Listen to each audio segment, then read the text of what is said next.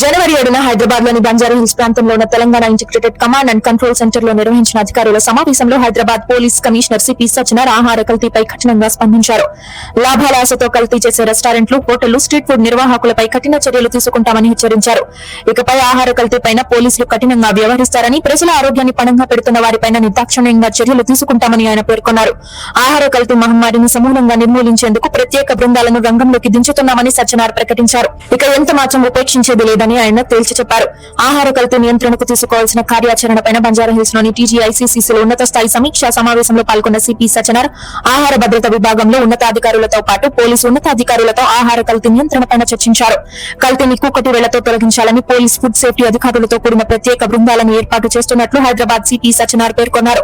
ఆహార కల్తీని చిన్న నేరంగా చూడకూడదని, అది ప్రజల ప్రాణాలకు ముప్పు తెస్తుందని, వారి జీవితాలతో చెలగాటమాడుతుందని అన్నారు. దీనిని హత్యాయత్నంగానే పరిగణించాలని ఆయన గట్టిగా చెప్పారు. ప్రజారోగ్యాన్ని కాపాడడమే తమ ప్రధాన కర్తవ్యమని సజ్జనార్ పేర్కొన్నారు. కల్తీ ఆహారం తయారు చేసే మూల కేంద్రాలపైన, రోడ్డు పక్కన ఉండే చిరు వ్యాపారాలను చేసుకునేవారు కల్తీ చేసిన వారిపైన చర్యలు తీసుకుంటామని హెచ్చరించారు. దీనికోసం ప్రత్యేకంగా స్టాండర్డ్ ఆపరేటింగ్ ప్రొసీజర్ ను రూపొందించి ఖచ్చితంగా అమలు చేస్తామని తెలిపారు.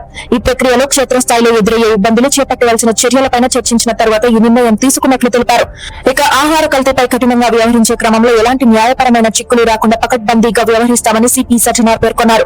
ఫుడ్ వ్యాపారం చేసేవారంతా నాణ్యతా ప్రమాణాలను తప్పనిసరిగా పాటించాలని స్పష్టం చేశారు. నిబంధనలను ఉల్లంఘిస్తే కఠిన చర్యలు తీసుకుంటామని పేర్కొన్నారు. ఇక కల్తీ చేస్తూ పదే దొరికితే వారి వ్యాపారాల లైసెన్సులను శాశ్వతంగా రద్దు చేయిస్తామని సిపి సజ్జనార్ హెచ్చరించారు. ప్రజారోగ్యానికి తీవ్ర హాని కలిగించే కల్తీ మాఫియాపైన పీడీ యాక్ట్ ప్రయోగించి జైలుకు పంపించడానికి కూడా వెనకాడేది లేదని ఆయన తేల్చి చెప్పారు. కల్తీ జరుగుతున్నట్లుగా అనుమానం వస్తే ప్రజలు కూడా వెంటనే స్పందించాలని, మీరు సమాచారం అందించడానికి త్వరలోనే ప్రత్యేక వాట్సాప్ లేదా టోల్ ఫ్రీ నెంబర్ ను అందుబాటులోకి తీసుకురానున్నట్లు సిపి సజ్జనార్ తెలిపారు. సమాచారం ఇచ్చిన వారి వివరాలను గోప్యంగా ఉంచుతామని ఆయన హామీ ఇచ్చారు. ఇక ఈ విధానంలో ప్రత్యేక టాస్క్ ఫోర్స్ ను ఏర్పాటు చేసి కల్తీ చేసే వారిపైన ఉక్కుపాదం మోపేందుకు సిపి సజ్జనార్ నిర్ణయించారు. ఇందుకు పోలీసు శాఖతో పాటు ఫుడ్ సేఫ్టీ అధికారులతో కలిసి కఠిన చర్యలు చేపట్టనున్నారు.